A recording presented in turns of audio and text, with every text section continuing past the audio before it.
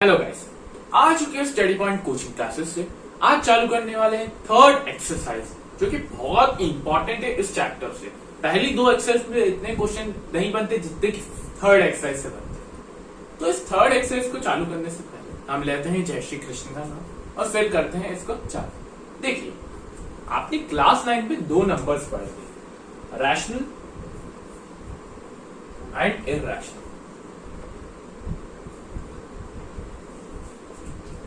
मुझे पता है बहुत अच्छे से कि आपको याद नहीं होगा, पर हम आपको दिला देते हैं याद।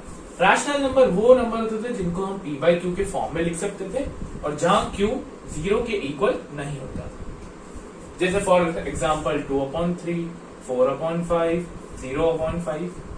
ठीक है, तो ये कुछ प्रकार के नंबर थे, बेसिकली बोले तो फ्रैक्शन वाले, जिनको हम p/q के फॉर्म में लिख सकते थे। इरैशनल वो नंबर होते थे जिनको हम इनके फॉर्म में नहीं लिख सके, नहीं p बाई क्यू। एग्जाम्पल √2, √3, √5, पाई। ये सब जो होते हैं √2, √3, √5, पाई की वैल्यू 3.14 वाला पाई, ये सब होते हैं इरैशनल नंबर्स। ठीक है, तो ये आपको पता है बेसिक जानकारी कि रैशनल और इरैशनल नंबर क्या होता है। अब एक्सरसाइज 1.3 में हम जो पढ़ने वाले हैं वो ये है कि ये जो इरैशनल नंबर होते हैं ना, √2, √3, √5, √6 या √7, इनको हम प्रूफ कैसे करते हैं कि ये रूट है, ये √3 क्यों बने, ये हमें प्रूफ करना है एक्सरसाइज 1.3। ठीक है बहुत आसान। पर उससे पहले, जब प्रूफ करने से पहले मैं आपको एक चीज समझाना चाहूंगा, वो आप समझेंगे तो आगे आपको वो जो प्रूफ करना है उसमें कभी दिक्कत नहीं आती। देखिए, मैं आपसे एक क्वेश्चन पूछता हूं, एक नंबर ले रहा हूं मैं 3 और एक और नंबर लिया मैंने 9। ये दो नंबर लिया मैंने, ठीक है, ये मैंने दो नंबर लिए। तो मुझे आप बताइए, ये जो 9 है,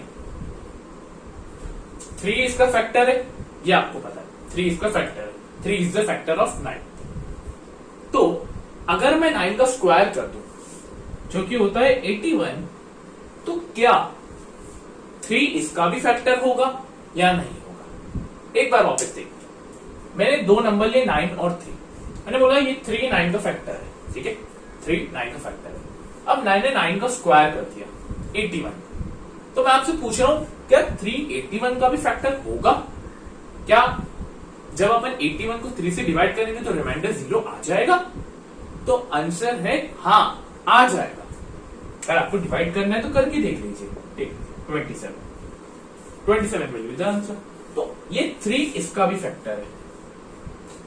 तो इससे कंक्लूजन क्या निकला, ये आपको पता है, ये बचपन में भी कोई बताएगा नहीं क्योंकि बहुत मामूली सी चीज है। पर इस चैप्टर, इस एक्सरसाइज से बताने का मकसद क्या है? अगर मैं इसको a मान लू और इसको मैं मान लू b, तो कहने का मतलब ये है कि अगर a b को डिवाइड करता है, अगर a b को डिवाइड करता है, तो a b स्क्वायर को भी डिवाइड करेगा। ये सब आपको क्लियर होना चाहिए, फिर ही जाके हम एक्सरसाइज 1.3 का स्टार्ट कर पाएंगे। a b को डिवाइड करता है, जैसे 3 9 को कर रहा था, और सेम a b स्क्वायर को भी डिवाइड करता है, जैसे 81 को कर रहा था। ठीक है, अब मूव करते हैं अपन एक्सरसाइज में। चलिए, तो पहला क्वेश्चन करते हैं, prove that √2 is an irrational number. अब हमें इतना तो पता ही √2 होता इरैशनल है, पर इसे प्रूव करना है हमें पेपर पे लिख के बताना है कि ये √2 इरैशनल है। तो देखिए कैसे करना है। पहले अगर हम इरैशनल प्रूफ कर रहे हैं तो पहले इसको अज्यूम कर लीजिए अपन कि लेट √2 इज रैशनल नंबर। ये हम बेसिकली ये वाले क्वेश्चन जो है ना, कॉन्ट्रडिक्शन मेथड से करते हैं। कॉन्ट्रडिक्शन मेथड वो होती है कि पहले हम एक अजम्पशन लेते हैं कि हमने अजम्पशन ले लिया, फिर आखिरी में हम अपनी अजम्पशन को रॉन्ग प्रूफ कर देते हैं, गलत प्रूफ कर देते हैं, तो उससे वो क्वेश्चन सॉल्व हो जाता है। ये होती है कॉन्ट्रडिक्शन मेथड।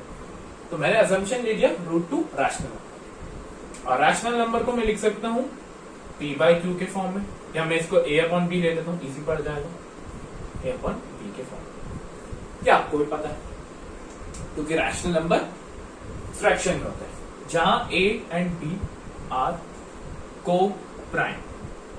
अब ये को प्राइम्स क्या है, ध्यान से समझना, इसी पे हमारा क्वेश्चन हो जाएगा। को प्राइम ऐसे नंबर होते हैं, प्राइम नंबर तो आपको पता है जिनका एक या एक वन फैक्टर होता है और उनके अलावा उनका खुद का फैक्टर होता है। को प्राइम होता है कि ऐसे दो नंबर जिनका फैक्टर सिर्फ वन है, सिर्फ एक कॉमन फैक्टर वन है, उन्हें हम कहते हैं को प्राइम। तो ए और बी का फैक्टर हम क्या मान रहे हैं कि एक है, मतलब मैं यहां लिख देता हूं a and b as only one factor, only one factor i.e. One. A और बी का सिर्फ एक ही फैक्टर है जो कि है वन। ये अपन ने अजम्पशन की, अभी सिर्फ अज्यूम किया, ठीक है। अब मैं कर देता हूं दोनों साइड स्क्वायर, तो √2 का square is equal to a square upon b square. आपको स्क्वायर √2 का स्क्वायर होता है 2 a square upon b square, ठीक है। बी स्क्वायर को मैं इधर भेज देता हूं और 2 को लेके आता हूं नीचे, ये मैंने। अब जो मैंने आपको पहले समझाया कि a divides b and a also divides b square, ये आपको मैंने समझाया था एग्जांपल लेकर, तो वही है। अब 2 a स्क्वायर को डिवाइड कर रहा है, 2 a स्क्वायर को डिवाइड कर रहा है, हमको दिख रहा है, तो 2 किसको डिवाइड करेगा, 2 लिख देते हैं अपन, 2 डिवाइड्स a स्क्वायर, तो 2 डिवाइड्स a ऑल्सो। ये हमने शुरुआत में ही सीख लिया था कि अगर वो उसके स्क्वायर को भी डिवाइड करेगा तो उसके सिंगल नंबर को भी डिवाइड करेगा, तो 2 divides a square and 2 divides a also, ठीक है। तो इतना पता चल गया कि जो a है उसका एक फैक्टर 2 भी दिख रहा है, ठीक है। अब आगे बढ़ते हैं अपन, मैं आगे का यहां से कर देता हूं। अब आप लेंगे a is equal to 2c। मैं बता रहा हूं 2c लेने का क्या मतलब है। 2c आप नहीं भी लेंगे तो भी चलेगा, c की जगह आप कोई भी वेरिएबल यूज कर सकते हैं, पर ये 2 लेना जरूरी है। क्यों जरूरी है? क्योंकि जो √2 है ना, ये 2 के कारण, अगर ये √3 होता तो हम यहाँ पे लेते 3c, अगर ये √5 होता तो हम यहाँ लेते 5c, अगर ये √7 होता तो हम यहाँ पे लेते 7c। ये चलते हुआ आता है, हर क्वेश्चन पे वेरी करता है। तो मैंने ले लिया a is equal to 2c। अब मैं इस इक्वेशन में पुट कर दूंगा, तो √2 इज इक्वल टू 2c अपॉन b, सेम स्क्वायर कर दूंगा, तो √2 का स्क्वायर हो गया 2, 2c का स्क्वायर हो गया 4c स्क्वायर, तो स्क्वायर कर देते हैं, और b का हो गया b square.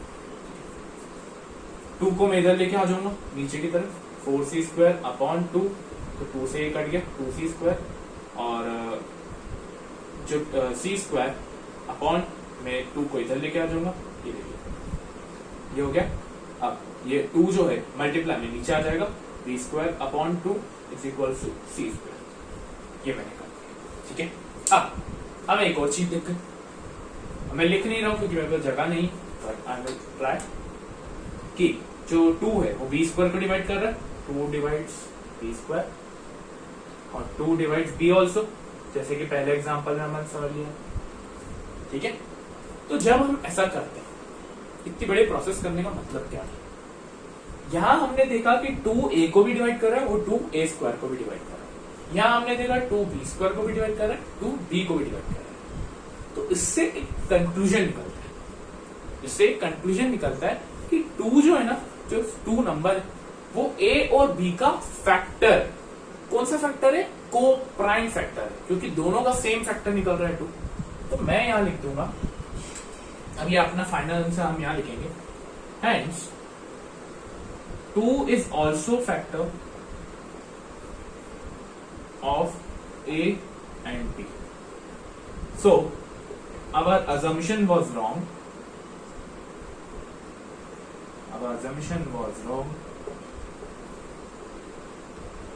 And √2 is irrational number. देखिए, हमने assumption लिया था कि a और b को प्राइम मतलब जिनका सिर्फ वन फैक्टर होता है, ठीक, ये अपने assumption लिया था।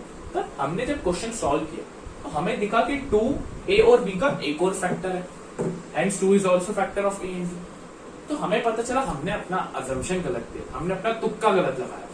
तो तुक्का गलत लगाने की वजह से तो हमारा assumption गलत हो गया। तो इसलिए √2 एक इररेशनल नंबर है, ना कि रैशनल नंबर। अगर रैशनल नंबर होता तो उसका सिर्फ एक ही फैक्टर होता है, जो कि होता 1, पर ऐसा नहीं है इसमें। तो इसलिए हमारा assumption अब इसी से सिंपल, मतलब इसी के वैरायटी में हम √3, √5, √7 कुछ भी कर सकते हैं। एक आपके लिए मैं अभी दे रहा हूं, वीडियो पॉज करके आप करेंगे। आपको प्रूफ करना है √3 एक इर्रेशनल नंबर है। क्या प्रूफ करना है? √3 एक इर्रेशनल नंबर है। चलिए वीडियो पॉज करके आप ये क्वेश्चन करें। आपका सॉल्यूशन जो है √3 is an irrational number. Same process है, same with the √5 and same with the √7, कुछ चेंजेस नहीं। देखिए कैसे, पहले अजम्पशन ले लिया, let √3 is an irrational number. Sorry, ये मैंने आपके लिए गलत लिखा है, let √3 is a rational number. पिछले वाले में भी आप सही कर देना, मेरी गलती थी, ठीक है। तो √3 इज इक्वल टू a/b, ठीक है। जहां a और b को प्राइम्स है, को प्राइम्स मतलब वही जिसका एक फैक्टर है। तो √3 का हमने स्क्वायर कर दिया, इधर भी स्क्वायर, तो ये हो गया √3 का स्क्वायर होता है 3, तो 3 नीचे चले गया, b स्क्वायर ऊपर आ गया, तो अपॉन a²/3। अब अपने को पता है 3a² को डिवाइड कर रहा है, तो 3a को भी डिवाइड करेगा, जैसे कि पहले एग्जांपल लेके दिखाया। अब जैसे मैंने आपको शुरुआत में बता दिया था कि अब a हम 3c लेंगे, क्योंकि यहाँ √3 है। अगर √5 होगा तो 5c लिया जाएगा, और √2 होगा तो 2c लिया जाएगा, √7 होगा तो 7c लिया जाएगा। ऐसे ही जो नंबर होगा वैसे लिया जाएगा। फिर हम 3c को इस इक्वेशन में पुट कर देंगे a की जगह, तो 3c का स्क्वायर, अगर दोनों का स्क्वायर कर दे, √3 का स्क्वायर 3, 3c का स्क्वायर 9c², b का स्क्वायर b², b² इधर चले गया, 3 इधर आ गया, तो 3 से 9 कट गया, फिर 3 इधर आ गया नीचे b² के, तो अब हमें पता चला 3b² को भी डिवाइड कर रहा है और b को भी डिवाइड कर रहा है, ठीक है, वही जो एग्जांपल लिया था मैंने। तो हमें पता चला कि 3a और b का कॉमन फैक्टर है, आपको स्वयं दिख रहा है, 3 यहाँ पर भी 3 यहाँ पर भी, तो कॉमन फैक्टर है। तो हमारा अजम्पशन गलत था, इस कारण से √3 एक इर्रेशनल नंबर है, ठीक है, सिंपल है। √5 भी आप ऐसे ही करेंगे, √7 भी आप ऐसे ही करेंगे। आई होप कि आपको ये समझ आ गया कि आपको कैसे मूव ऑन, ठीक है। अब हमने देख लिया कि हम √2, √3, √5 या कोई भी नंबर है जो सिंगल डिजिट में है, उसको हम रैशनल कैसे प्रूव करते हैं।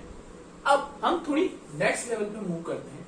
ये कुछ क्वेश्चन 3 + 2 √5 इज इर्रेशनल नंबर, ये हमें प्रूव करना है। उससे आसान ये चीज है, उससे आसान ये आ गया, तो पहले एग्जाम में नाचना, फिर क्वेश्चन, तो ये ज्यादा आसान। देखो पहली स्टेप तो वही लेट करेंगे, let 3 + 2 √5 is rational number. Rational number होता है 3 + 2 √5 इज इक्वल टू a/b, जहां हमें पता है a and b are integers या को प्राइम्स।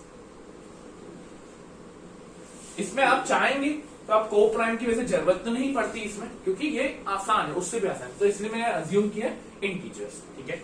अब ये 3 इधर प्लस का है तो उधर जाके माइनस का हो जाएगा, तो 2 √5 इज इक्वल टू a/b -3, तो 2 √5 इज इक्वल टू एलसीएम ले लेंगे यहाँ पे b और 1 का, जो कि होगा b a -3b √5, 2 इधर मल्टीप्लाई में नीचे चले जाएगा डिवाइड में, a -3b/2,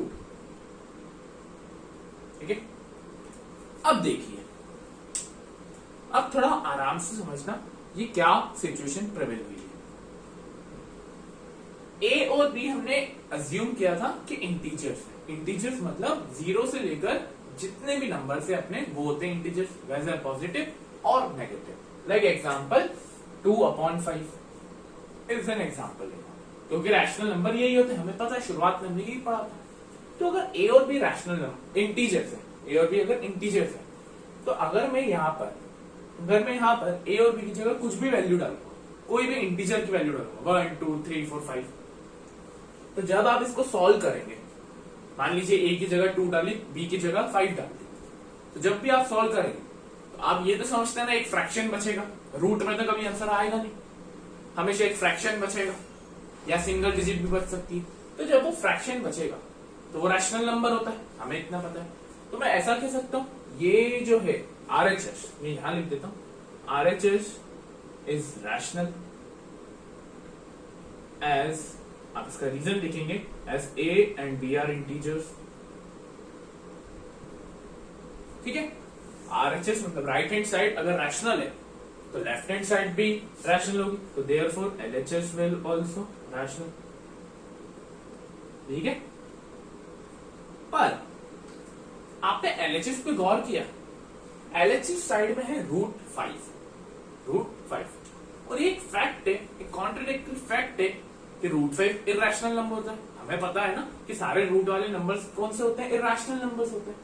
तो इसलिए हम लिख देंगे सिंस √5 is irrational number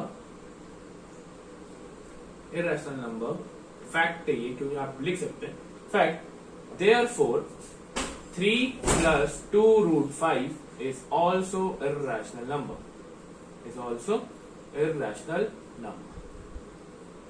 ठीक है। तो ये कुछ क्वेश्चन थे इस प्रकार के, और आसान होते हैं ऐसे क्वेश्चन क्योंकि इसमें हमें कुछ कोऑपरेंट का फंडा ही नहीं लगा। ठीक है, अब मैं आपको एक देता हूं तो आपको करिए वीडियो पॉज करके। अब ये क्वेश्चन है आपका 6 + √2 को आपको इरेशनल प्रूव करना है, सेम इसी मेथड से। चलिए वीडियो पॉज करके करिए। ये है आपका सॉल्यूशन 6 + √2। पहले हमने अज्यूम कर लिया कि वो रैशनल नंबर है जहां a और b इंटीजर्स होते हैं। 6 प्लस का था तो मैंने उसको माइनस में भेज दिया a और b के साथ। एलसीएम लिया 6 1 और b का, तो b आया। और ये सॉल्व करने पे a - 6b, तो हमने लिख दिया ये, क्योंकि आरएचएस साइड रैशनल है क्योंकि a और b इंटीजर्स है, तो एलएचएस आल्सो रैशनल होगा। पर हमें तो इतना पता है, फैक्ट है ये कि √2 क्या होता है, इरैशनल नंबर होता है। ठीक है, इस कारण से 6 + √2 भी क्या हो गया, इरैशनल नंबर। तो ऐसे आप जितने भी ये वाले क्वेश्चंस है या प्लस वाले डबल डिजिट वाले, वैसे आसानी से कर सकते हैं प्लस माइनस करके और फैक्ट के द्वारा। ठीक है, तो आज की वीडियो के लिए इतना ही। नेक्स्ट वीडियो में हम इस चैप्टर की लास्ट एक्सरसाइज 1.4 को शुरू करेंगे। Thank you very much.